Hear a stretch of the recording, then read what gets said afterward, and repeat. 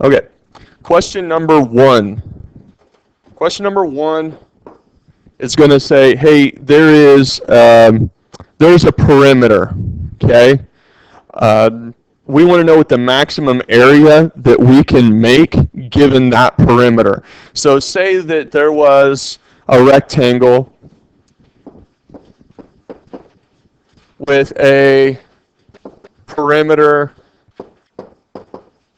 of, let's say, 49. Okay? The perimeter of this is, well, let's see. Yeah, let's say perimeter. Let's see, perimeter 49. Let me change this for a second. Let's see. Let's say it's perimeter of 28. Okay, perimeter of 28. And I want to know what is the maximum area that we can make with a perimeter of 28. Those of you that are in ag, FFA, or hope to go into agriculture of some degree later on, this is a really handy thing to know, because in farming is a hard business, right? And it's expensive. Let's say that you had some cattle and you wanted to fence them in, right? Obviously, do you want to give those animals the greatest amount of space to graze as possible? The answer is yes. Do you want to do it for the least amount of money? Yes. All right, which means if we have, let's say, 28 yards of fence, that doesn't sound like a whole lot. It's probably not a whole lot. It's probably unreasonable for what we're talking about. But if I have 28 yards of fencing, what's the biggest space I can enclose? Maybe it's not cows. Maybe it's chickens. Okay? Still, the principle applies. All right? I'm going to tell you this, is that the greatest area of a rectangle that you can make given a set of perimeter is a square. Okay? So what I want to be able to look at is, I know it has to be a square. Okay? And the reason I know it's a square is we can do a test. Okay? This is a good test to be able to do. If I know my perimeter is 28, I can make all kinds of different rectangles, right? I could have 2 and 2. Let's see, that's covering 4, right? So on my other links, it would be, let's see, be 28 minus 4, which would give me what? 24 left. 24 divided by 2, give me what? 12 and 12, right? And I can find out the area of this. 2 times 12 is 24 units squared, right? Is that correct? Okay. And you could kind of keep doing that. You could make it a little wider, right? 4 and 4, something like that. 4 and 4 is 8. 20 minus 8 is 20. 20 divided by 2, it's going to be 10 and 10. Notice that it shoots up to 40, right? All right, so what we should start to see as we work this through is that the closer my length and width are together in terms of those numbers or those values, the larger the area covered is. Does that make sense? All right, we should start to see that pattern. So, I mean, listen, if we went up to 6, all right, I got 6 and 6, that's 12. What's 28 minus 12? 16. So it'd be 8 and 8, right? What's 6 times 8? 48. All right, so 7 and 7. Okay, what's 7 and, let's see, if I have 7, 7, that's 14, right? 28 minus 14 is 14, so that gives me 7, 7, okay, so that gives me a perimeter of 28, right? All right, so now those numbers are right on top of each other. They're the same number. What's 7 times 7? 49. So my answer is 49. Okay, but I want you to understand the concept behind it. Okay? Because what I want to do, if I want to get there quickest, is take 28 divided by 4. Okay, 28 divided by 4 is 7, and then 7 times 7 equals 49. So that's the quickest way to get there. But if I show these other ways, I'm showing, the process of thought that gets me there as well. Okay? This is how I get to a square. That make sense? Okay, so on the test, is it okay if I do this and this? Yes. Okay? But let's say you get to the test and you don't remember it's a square, right? You don't remember to divide by 4 and then to multiply the length times the width, right? I've got to be able to start from some place to be able to think about it, right? I can't just stare at the question. So if I couldn't remember that, could I start from here and see the pattern that gets me to the square? Yeah. Okay, because you may not always remember, oh yeah, square, right? Because I'm telling you, on this question on the test, they are not going to give you a picture. Okay, they're going to give you a statement, and you're going to have to think it out. Okay, let's look at number 2. Okay, number 2. All right, they're going to give you, and you saw this question on your last test, they're going to say, you got triangle LMN. You got, let's see, and they're going to tell you that LM equals 20, MN equals 30, and LN equals 40. Okay, they're going to tell you that there's another triangle, but they're not going to, they'll say triangle QRS, okay, where we have QR is 40, okay, let's see, RS is 20, and QS is 30. We want a congruency statement for these two triangles. Okay, triangle QRS and LMN are not necessarily the same because look, LM, right? This right here. LM is what? 20. Okay, where is 20 down here?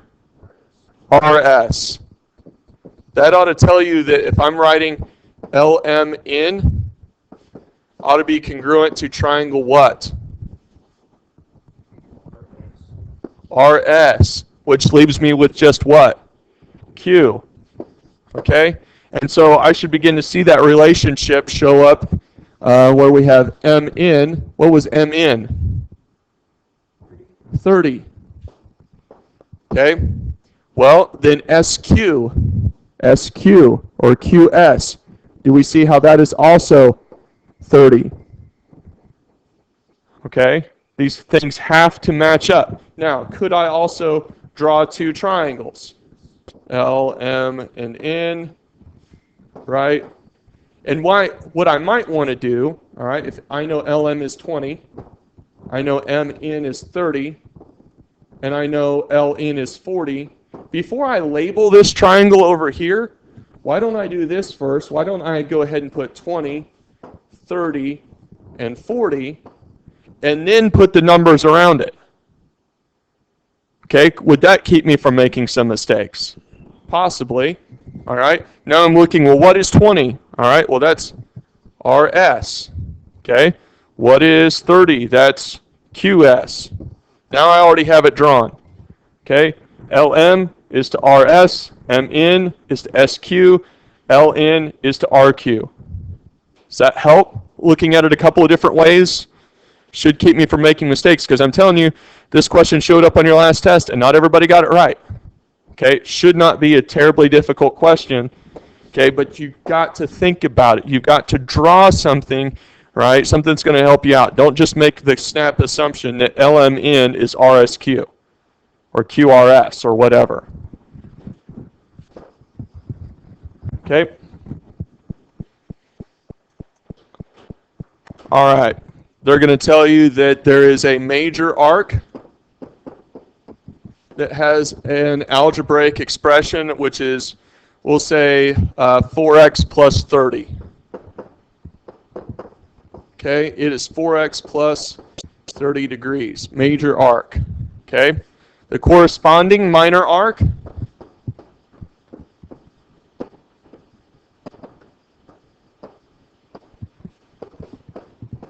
is, let's say it's 6x minus 25. Okay? We're just going to ask you what is x. But if it's a major arc and a minor arc that are corresponding, what is their total? What? This is all based around a circle, right? All right. They're corresponding, which means, let's look at it like this, right? The minor arc is here, okay? So that's my 6x minus 25. The corresponding major arc means I'm going to go all the way around the other way. That's my 4x plus 30. Okay? Whenever they correspond with each other, that means that they total the whole. And in a circle, the whole is what I've already heard you say, but go ahead and say it again for me. What is the whole of a circle? 360 degrees. So what do I do with these? Or do I set them equal to each other? Are they equal to each other? Just visually speaking, are they equal to each other? No, they're not the same. All right, good. Add them up and set them equal to 360. All right, so there's combining like terms involved.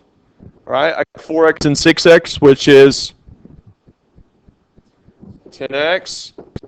I got 30 minus 25, which is positive 5. Okay, so we got 360. Subtract 5, good. Subtract 5. So we got 10x equals 355 divided by 10. Okay, 35.5 degrees. Do we understand what we're doing there? Okay, major arc, corresponding minor arc, sum is 360.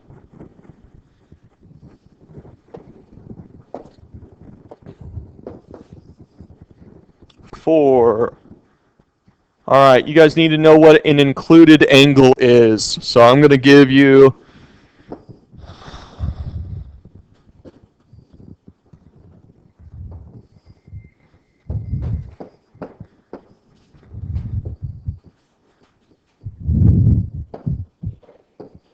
okay. What is the included angle of, let's say, BC and DC? What is the included angle? The included angle of BC and DC. C. Angle C. All right, so an easy way to do this is to look at what do they share? Where do they both come to meet? Well, looking in at the letters themselves, they share what? They share angle C, right? I'm looking at this to this, so what's in the middle? Right there, included, in between, okay? Should be really, really easy to get that, okay? Should you still draw me the picture? Yes, okay? I know I'm kind of going through these a little quickly, okay, but you guys are going to get to see these again. Okay? All right, now we're going back to something that you guys have struggled with up to this point, which is conjectures. Okay? You need to be able to know if a conjecture is valid by the law of syllogism. Syllogism is if A, then B. If B, then C. Therefore, if A, then C. Okay? Syllogism is the same thing as the transitive property. Yeah, that's the transitive property. If A is equal to B and B is equal to C, then A is equal to C. So they're going to give you a statement. I'm not going to write a whole new statement for you, but you're going to need to go through that statement. All right, let's say, and I'm going to just say this verbally, so you'd have to listen to the audio at this point. For people who are just watching the video. Okay, they need to listen. Okay, let's say if you are in Missouri, then you are in the Midwest. If you are in Milan, then you are in Missouri. Conjecture, if you are in Milan, then you are in the Midwest. You need to be able to determine if that conjecture is true. So I need to look at Missouri as A, right? Midwest as B, right?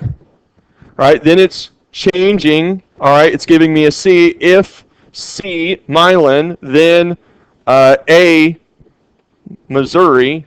Therefore, I need to connect the two parts that haven't been connected yet. Okay? So, I should be connecting Milan to the Midwest. So therefore, it should be a valid conclusion. Something along those lines. Does that make sense? So I'm going to label those different important parts of those statements as like an A, B, and see what needs to be connected.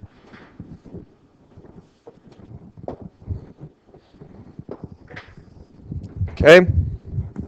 They're going to give you another law of syllogism question. Okay? Same type of thing, except it's going to be more mathematical. Okay? They might say if two lines are parallel, then they have the same slope. Okay? If two lines don't meet, then they are parallel. Okay? Let's see. Two lines don't meet, then I need a therefore statement. Okay? So I need to be finding out what the connection is, what it needs to be connected to. Okay? Let's see. So you'll look at number 6 in light of that. It's a question you should be familiar with. Okay, does that help you guys kind of understand what you're looking for there? How many of us remember the law of syllogism a little bit? It might have been before you. So I would check the glossary or the index and look up syllogism. Go back and find out what lesson number that comes from. Let me see if I can do that real quick for you. That way you know what video to go back and watch for this, because I think that'll be one of the biggest helps. Let's see if let me find this.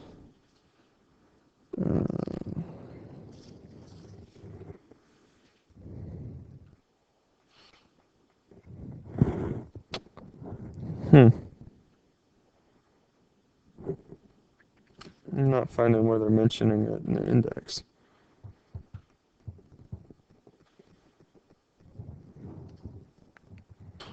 Let me look. Try something else here.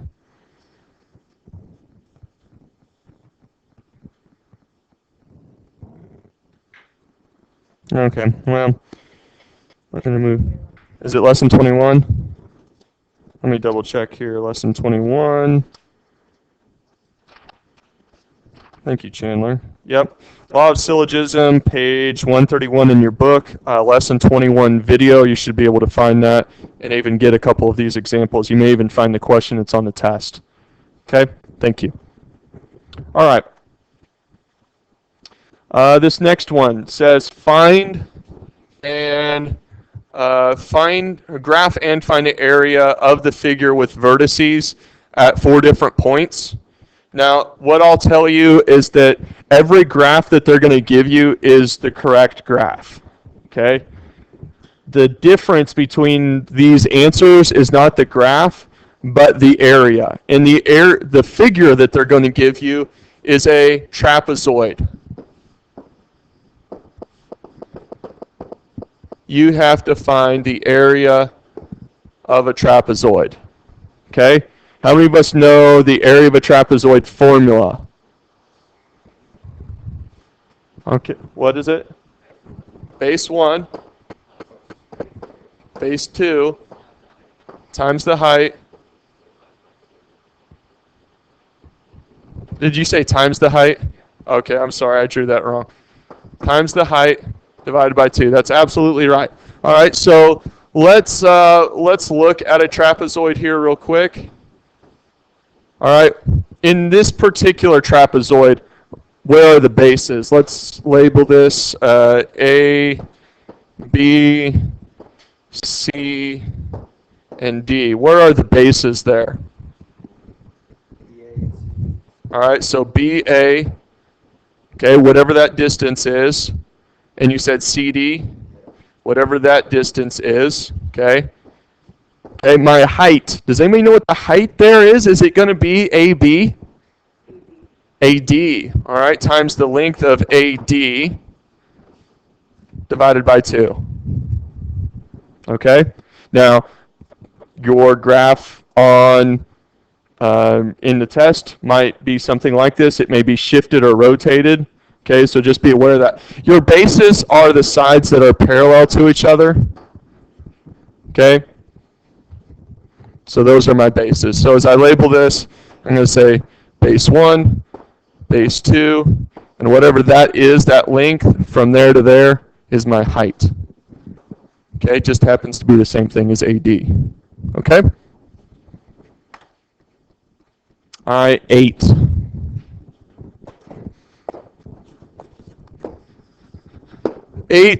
We'll give you a picture. Be something like that. And it wants you to find the circumference.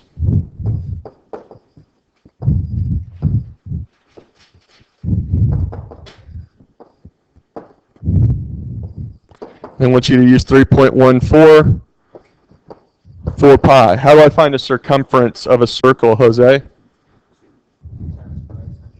2 times pi times r. Do I need to change 14? Do I need to multiply or divide that by 2?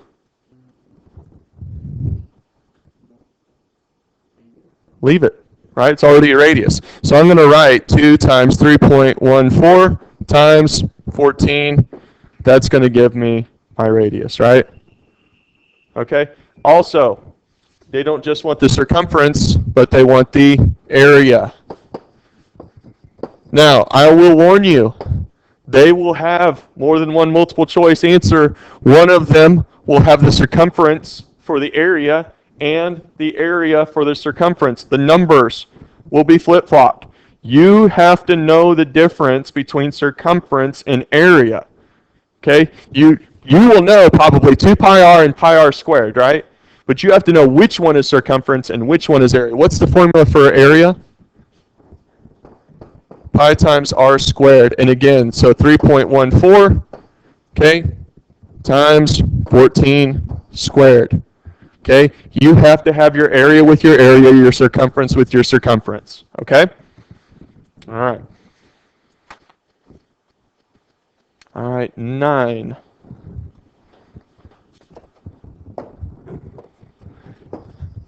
Okay, 9, they're going to give you a proof that's already been worked through.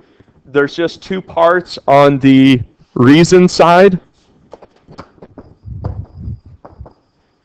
okay, that you need to fill out. Okay, you need to be able to look at the proof and know, okay, this is how they got from that step to this step. This is the reason for that. They should not be, actually I do think that is there 3 parts? No, it's just 2 parts. Okay, 2 reasons. You need to be able to look at what they're doing, whether it's substitution, it could be division property of equality. I'll give you all the things that you need to know. It might be simplification. Let's see, subtraction property of equality. Those are the things that you would look at. Okay? Does that make sense? So you need to know which of those things fits into what part. What's happening there. You need to be able to look at a proof and determine what's happening. Okay? I can't give you much more without kind of giving things away. All right, 10. So we're halfway there. We got about 6 minutes, so hopefully we'll get over halfway. We need to determine if 2 triangles are congruent. They might give you something like this, and they'll give you another one that's kind of upside down from that. Let's see. Okay, my picture here is not very good. Let me try to do this a little bit better.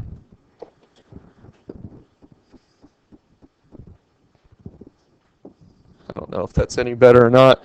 But you need to look through here. Let's say we had 34, 40, let's see, be what, 48. Over here I might have 32, 48, and 40. Are those two triangles congruent? Why not?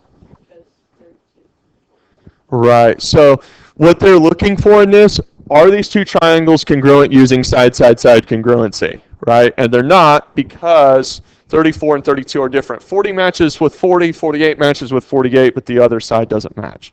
Okay? Irregardless of the rotation or how they look. The simple answer would be, in this case, not congruent, but I want you to tell me why. Okay? On your box sheet, tell me why. Okay? And all you would simply say there is 40 equals 40, 48 equals 48, 34 does not equal 32. Okay, can you do that? 40, let me write it out here. 40 equals 40. Okay, 48 equals 48. Okay, 34 does not equal 32. Not congruent. Okay, can we do that? All right. All right, an oldie but a goodie. Okay, a lot of people missed this on the last test. Okay.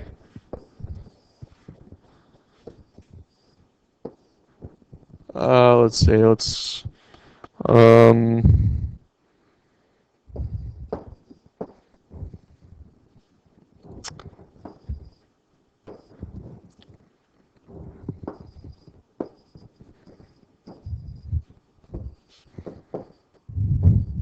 they want to know what that is. Right?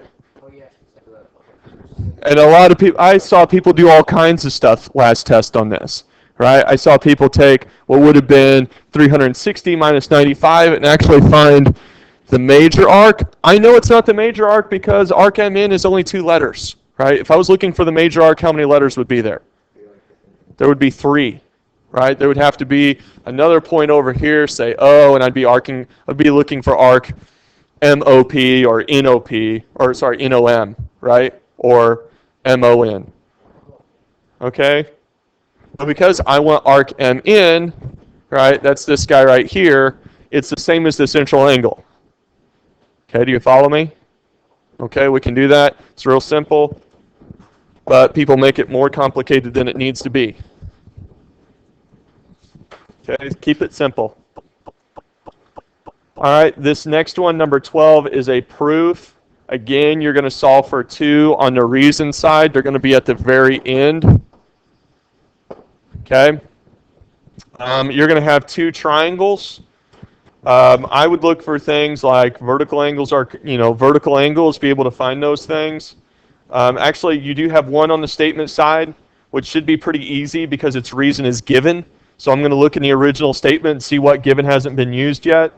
Right? Then I'm just going to follow through. I'm going to see what steps are being done to get to those last 2 steps. Okay? Does that make sense? So that last one, very easily, let's see. Yeah, I mean, you just got to look at the work that's being done. Okay? Let's see. That probably runs us just about out of time here. So I'll try to do questions 13 through for the rest of it, okay, and get that video out to you guys when I can, okay? All right.